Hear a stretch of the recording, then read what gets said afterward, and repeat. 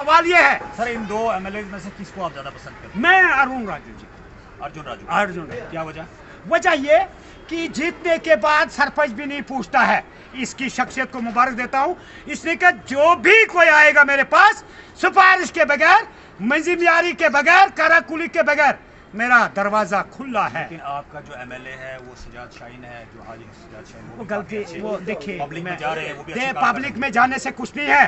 Chief minister को कहो अपने इलाके के इश्यूज, वहाँ फोटो उठाने मत जाओ। जैसे मैं कौंसिल में कहता हूँ हमें ये चीज है, जरूरत है, बिजली की कटौती है, क्यों नहीं बोलते हैं? भाजपा अगर कोई गलत काम करती है तो ये सरकार क्यों नहीं नेशनल कॉन्फ्रेंस वाली पिछले 10 सालों में रोड पे आई? अस्सलाम वालेकुम नाज़रीन, डेली सदाई को में फिर एक बार आपके साथ जुड़ चुके हैं। मेरे साथ बशीर अहमद नाइक, डीडीसी रामसू ए, इनसे हम बातचीत करेंगे कि रामबन कंस्टिट्यूंसी और बनिहाल कंस्टिट्यूंसी में जो न्यूली इलेक्टेड एमएलएज हैं उनकी तरफ से जो है पब्लिक दरबार जो है वो लगातार जारी हैं, पब्लिक आउटरीच प्रोग्राम जो है वो ज़ोर शोर से जारी है। तो इनसे हम जानेंगे डीडीसी के दौरान इनके जो किस तरह से कामकाज हुए। हमने जो महसूस किया इस दौरान, जो एमएलएज के पास जो शिकायतें आ रही है, जो ग्रीवेंसेस आ रही है लोगों की, उसमें कई हद तक लोगों की जो मुश्किलात है जो कि तू है, तो किस तरह से डीडीसी का दौर रहा, क्योंकि डीडीसी ने अभी तकरीबन 4 साल अपने कंप्लीट कर दिए। डेली सदाई कोस्तान में आपको खैर मकदम है। शुक्रिया सर। सर, आपसे जानना चाहेंगे, जिस तरह से एमएलएज का हमने दौरे देखे और उनके पास लोगों की शिकायतें देखी, तो हमें कहीं ना कहीं सवालिया निशान डीडीसी के ऊपर भी उठ रहा है, क्योंकि यहाँ पे डीडीसी चेयरपर्सन भी है और डीडीसी जो है अलग अलग जो है वो कायम किए गए, इलेक्टेड हैं। तो क्या आपने लोगों के जो काम है, जो ज़मीनी सतह के काम जो है, अवामी मसाइल को हल करने की कोशिश नहीं की है? बिल्कुल की थी। अब पिछला 30-40 साल का बोझ अगर डीडीसी और बीडीसी के ऊपर डाला जाएगा तो मुमकिन नहीं है। लेकिन मैं डीडीसी इलेक्शन के बाद जो जीत के मेरे साथी आए, उन्होंने अच्छा काम किया। इसके साथ साथ मेरी मौजूदा सरकार और दोनों एमएलए बानिहाल और एमएलए रामबन को मुबारक है, अपनी कौम की तरफ से वो आए हैं। और कोई नई बात नहीं है कि एमएलए बने, मैं मुबारक देता हूं। लेकिन मेरी गुजारिश ये रहेगी, हम कौंसिल में बात करते हैं, उनको असेंबली में करनी है। हेडमास्टर और प्रिंसिपल की बात है। आप जानते हैं कि पिछले 40-45 साल, बल्कि 50 साल रियासत के अंदर नेशनल कॉन्फ्रेंस काबिज रही सरकार पे। हमने उनकी वो खच्चर रोडों को ठीक किया, बिजली पूरा नहीं कर सके, लेकिन फिर भी शुक्र है कि एलजी और मरकजी सरकार की वसादत से इन पहाड़ों में जहाँ नज़र नहीं जाती है वहाँ पोल पहुँचा, वहाँ स्ट्रीट लाइट पहुँची, वहाँ मैग्डमाइज हुआ। लेकिन जो बेसिक हमारे लोगों की मांग है, स्टाफ की कमी है, सब दुनिया जानती है। लेकिन जो आया रोज महंगाइयाँ बढ़ती हैं, उनको उनकी बात पार्लियामेंट और असेंबली में क्यों नहीं हुई?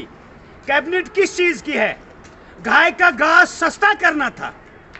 राशन, चाय, नमक, तेल, हल्दी, मसाला जो गरीब लेता है वो 4 गुना ज़्यादा रेट आसमान छू रहा है। मेरे मिनिस्टर और चीफ मिनिस्टर साहब, आप जुमला मत कहिए, आप वही कीजिए जो कर सकते हो। सर, जिस तरह से सरकार अभी तकरीबन 1 महीना हो चुका है बनी हुई, तो हम ये सारा इनके इल्ज़ाम तो इनके ऊपर नहीं जाता, ये तो आप पे भी इल्ज़ाम आए। हाँ, बहुत मुबारक है। शायद आप नए मीडिया वाले हो, आपको नहीं पता बाबाए कौम से इनकी हुकूमत थी। ये छोड़िए, आप ये कहिए कि आप क्या करोगे। आप देखिए, लेबर कार्ड एक्टिव करना है, ration card PMAY scheme Modi ji की, आवाज प्लस मोदी जी की, जल शक्ति मोदी जी का, हाँ, रोडों का मैग्डमाइज और नए रोड। जिला रामबन को हम इंसान ही नहीं समझते थे सरकार। जिला रामबन, इन पहाड़ों पे कौन रहता है इनको नहीं था मालूम। आज पता चला डीसी रामबन सीधा जा रहा है पहाड़ों पे। क्यों? सड़क बनाई इन 3-4 सालों में डीडीसी साहिबानों ने। कुछ डीडीसी बेचारे तजुर्बाकार हैं, सोफा सेट पे बैठे, उनको आराम करने की आदत है। लेकिन कुछ डीडीसी मेरी तरह लोगों के साथ मिले हैं और मिलते रहेंगे। रहा सवाल, मैं अपनी कॉन्स्टिट्यूंसी रामसू ए की बात करूंगा। जहां 1947 का रोड 1 मीटर भी मैग्डमाइज नहीं हुआ था।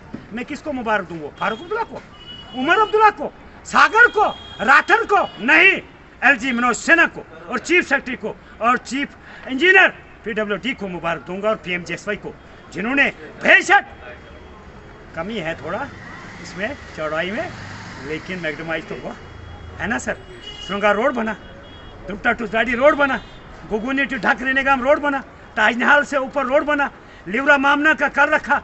इसका मतलब है रामसू टू छात्रनाल, जेडी टू देवता रोड, इन लोगों ने, इन अफसरों ने उसको डीपीआर बनाया, उसको हमने चीफ सेक्रेटरी और honourable member of parliament doctor Jitendra साहब जो मरकज में है, आज़ाद के बाद वही एक हीरो है डोडा किश्तवाड़ रामन का।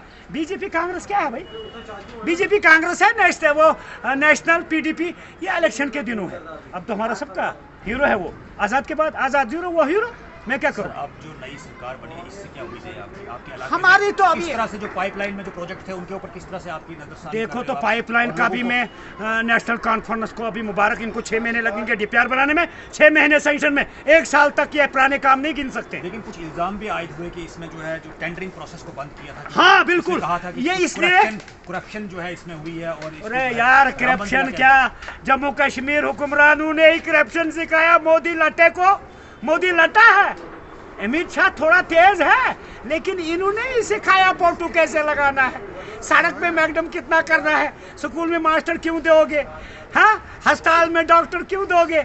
अरे भाई साहब, आपको मांगना है, यूटी आप लोगों ने बनाया, आप लोगों ने बनाया। मैडम महबूबा से पूछा जाए, उमर अब्दुल्ला से पूछा जाए, आज 15 दिन बैठा है, लाओ तो कुछ तो लाओ, आटा सस्ता करो। और मुबारक है मोदी जी को, सर्वे दोबारा करानी है मोदी जी। डीसीओ को बुखार चढ़ाओ, डिविजनल कमिश्नर को। गरीब लोग आपके रह गए हैं, अगर आपका राशन आता है उनको नहीं मिलता है, आपका पीएमएवाई स्कीम का मकान आता है उनको नहीं मिलता है। जल शक्ति का प्रोग्राम जो जम्मू कश्मीर चला, अब अल्लाह की कुदरत से पानी कम हो जाए तो वो अलग चीज है, लेकिन जो जल शक्ति प्रोग्राम है कोई घर नहीं छूटेगा, कोई मोहल्ला नहीं। रामबन एमएलए को मैं यही गुजारिश करूंगा, आपको हम चाहते हैं मिनिस्ट्री, और सरकार को भी हम कहते हैं अलायंस हो ना हो, एक इंसानियत के नाते रामबन, डोडा और किश्तवाड़ को अगर आपने नेशनल कॉन्फ्रेंस वालों आपने नुमाइंदगी नहीं दी तो आप कल हाथ मुंह धो के वापस जाओगे, कि भाई भाजपा का जोर है इधर से लखनपुर से लेकर। तो इसलिए बचने के लिए आपको अरुण राजू को मिनिस्ट्री, अर्जुन राजू को कैबिनेट मिनिस्ट्री देनी है, ताकि इन पिछड़े हुए पसमानदा इलाकों को, इसका मैंने देखा बनाला में भी है, लेकिन वो और ये काफी फर्क है। ये खानदानी लीडर था, खानदानी लीडर है, तो सवाल ये है सर, इन दो एमएलए में से किसको आप ज्यादा पसंद करते हैं? मैं अरुण राजू जी। अर्जुन, क्या वजह? वजह ये कि जीतने के बाद सरपंच भी नहीं पूछता है। इसकी शख्सियत को मुबारक देता हूँ, इसलिए कि जो भी कोई आएगा मेरे पास, सिफारिश के बगैर, मंजिलियारी के बगैर, कराकुली के बगैर, मेरा दरवाजा खुला है। लेकिन आपका जो एमएलए है वो सजाद शाहीन है, जो हाजी सजाद शाहीन, वो गलती, वो देखिए पब्लिक में जा रहे हैं, वो भी पब्लिक में जाने से कुछ नहीं है। चीफ मिनिस्टर को कहो अपने इलाके के इश्यूज, वहाँ फोटो उठाने मत जाओ। जैसे मैं काउंसिल में कहता हूँ हमें ये चीज है, जरूरत है, बिजली की कटौती है, क्यों नहीं बोलते हैं? भाजपा अगर कोई गलत काम करती है तो ये सरकार क्यों नहीं नेशनल कॉन्फ्रेंस वाली पिछले 10 सालों में रोड पे आई?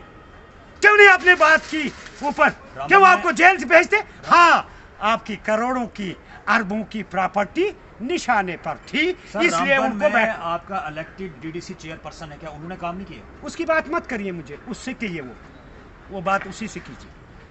काउंसिल में हमने बहुत कोशिश की थी, लेकिन कुछ दलालों ने हमें साथ नहीं दिया, वरना उसको हटा देना था। नेशनल कॉन्फ्रेंस 2014 की तरह सुनामी आई जैसे मोदी जी की, 19 में थोड़ी कम, 24 में और कम, लेकिन ये मत कहिए सुनामी कश्मीर के लोगों को भाजपा को वोट नहीं देना था, इसलिए आप मत कहिए मैं काबल थे। हम काबल थे? काबल नहीं थे। आपका 90 साल का स्पीकर है, क्या जम्मू कश्मीर में कोई जवान नहीं है पीएचडी स्कॉलर, ISKS? क्यों खानदानी राज नहीं, और क्या है? 90 साल का बुजुर्ग रखा अभी, वो कर देता, शेव कर देता, उसका मतलब जवान है? सर वो इनका इंटरनल मामला है तो उस पे हम इंटरनल क्यों? हमारा हक है। क्या बात कर रहे हो? जिनने वोट दिया उनका हक है। इंटरनल मामला क्या है? क्या फांसी लगा देगा? सर जिस तरह से मौसम सरमा में जो है इन्होंने टेंडरिंग बंद इसलिए कराई थी, इसलिए बंद कराई थी कि हम अपने वर्करों को 2-2, 4-4 लाख CDF, वो अगर मोदी जी का इंस्ट्रक्शन आएगा तब कर सकते हैं। इनका प्रिंसिपल बैठा है दिल्ली में, ये हेडमास्टर हैं हाई स्कूलों के, कॉलेजों के। इन्होंने ये सोचा था कि हम अपने वर्करों को पालने के लिए ऐसा करेंगे। तो अगर आप पालते तो क्या BDC केला बेचेगा? DDC केला बेचेगा? हम आपको सबक सिखाते। सबको जीना है और सबको MLA का फंड जरूरत है। सर आखिर में आपसे जानना चाहूँगा और व्यूअर्स भी जानना चाहते हैं कि मौसम सरमा, बर्फबारी और बारिशों का वाला जो है आपको सीजन आ चुका है, तो आपकी हिदायत किस तरह से रहेगी? मेरी हिदायत क्या रहेगी? ये चेयरपर्सन को गूल में बर्फ नहीं पड़ती है, रुनियाल साहब को हंसराज बर्फ नहीं पड़ती है, फयाज साहब को मोहम्मद रगाम बर्फ नहीं पड़ती है। ये मैंने बार बार कहा।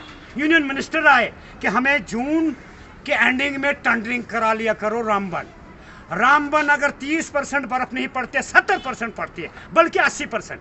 कहाँ पोगुल प्रस्थान है, कहाँ ईंद है, डेडा है, कहाँ नील है, कहाँ सुमड़ हड़ोग है, कहाँ आपका ये एक कॉन्स्टिट्यूंसी हमारी मिलती है डोडा के साथ, राजगढ़। तो क्या DDC वहां के तालियां बजाने के लिए आए हैं, केला बेचने के लिए? दोबारा जनता से मेरी अपील है, ऐसे लोगों को वोट मत दीजिए। ये कराकुली लगाकर ये दलाली करते हैं मिनिस्टरों की। आप अपने लोगों की बात सुनो और उस पर इंप्लीमेंट करो। कोई DC नहीं मानता, कोई तहसीलदार नहीं मानता, कोई ACD नहीं मानता, कोई PDO नहीं मानता, जम के उसकी मुखालफत करो। क्यों? आपको पावर दिए हैं जनता ने। लेकिन मुझे समझ में नहीं आ रहा कि बर्फ पड़ने वाली है, अभी हमारे CD पंचायत का पैसा और हमारा डिस्ट्रिक्ट शेयर काउंसिलों का वो अभी टेंडरिंग नहीं हुई। बर्फ गिरेगी, फिर सेट नहीं होती है सीमेंट, फिर JE कहता काम नहीं हुआ, फिर SOS में डालो। अरे 70 लाख देते हो, ये भी पता नहीं गलती से इलेक्शन करा दिया मरकज ने। हमें तो कम से कम 4 करोड़ हर काउंसलर को होना चाहिए। लेकिन जितने भी चेयरपर्सन जम्मू कश्मीर के हैं, मैं उनको गोशगुजार करना चाहूँगा, आप रिजाइन दो और जनता से माफ़ी लो। तुम बहुत बड़े गुनाहगार हो और शायद मिले भी हो अफसरों से, तभी जाकर तुमने कोई बात नहीं की। सरपंच को 40 लाख है, 30 लाख CDF है और MG NREGA unlimited back to village. आपको 70 लाख है 10 पंचायतों को, और कुछ नहीं बोला, ना LG को बोला, ना आप मौजूदा सरकार ने कुछ बोला। भाई इनको पैसा वागुजार करो, इनकी टाइमिंग पर टेंडरिंग कराओ, टाइमिंग पर पीछे जो 16-17 की लेबर्टी है जम्मू कश्मीर में, गरीब खच्चर चलाने वालों की, घोड़ा चलाने वालों की, उनको तो मजदूरी वापस करो, नहीं तो गद्दी छोड़ दो। सर टेंडरिंग प्रोसेस को जो है बंद रखा 1 महीने तक, तो इतना तो यही बात दोबारा लैप्स होने का जो है उसमें अंदेशा है, तो क्या कहेंगे इसके ऊपर? क्या टेंडरिंग को बंद देखो करना, ये तो LG साहब का भी इसमें हमारा गिला है, क्योंकि उसको मालूम है वो पिछले 4 साल से कायम मकाम है, उनको मालूम है कि पहाड़ी इलाका है। जून जुलाई में टेंडरिंग हो जानी चाहिए थी। छोटे मोटे ठेकेदार D क्लास हैं, पढ़े लिखे लोग हैं, आप ज़मीनें मत बेचेंगे। उनको अभी तक भी पैसा पिछला नहीं वागुजार हुआ, जबकि हम दे देते हैं, चाहे SOS में, चाहे हम ग्रांट देते हैं किसी एरिया में, लेकिन उनको अभी तक पैसा नहीं मिला। और ये मुझे समझ नहीं आई, अब के बार ये दिसंबर का महीना अनकरीब है, 2-3-4 दिन के बाद, और नवंबर में ही बर्फबारी होती है। गुलमर्ग बहुत बर्फ पड़ गई, सोनमर्ग भी, अब वासामर्ग, सरगली वगैरह पड़ेगी, फिर हमारे काउंसलर जागेंगे। पैसा हमारा ज़ाया नहीं करेगी मौजूदा सरकार।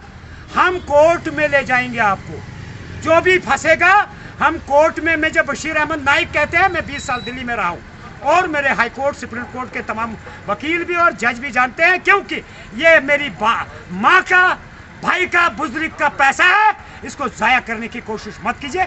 अपने वर्करों को पाल के दिखाइए। मुझे कब तक पालोगे? ज़्यादा टाइम न लेते हुए सभी सुनने वालों को, देखने वालों को, और जो हमारे साथी बेचारे वो हाथ पे हाथ धरे हुए DDC साहिबान है, वो कल कैसे जाएंगे? हमको वोट दे दो। भीख तो मांगने आता है, लेकिन वो कहेंगे भाई मेरे बच्चे का 5 लाख दे दो, मेरा वो काम किया हुआ था वो नहीं मिला। तुम क्या जवाब दोगे उस दिन, चेयरपर्सन?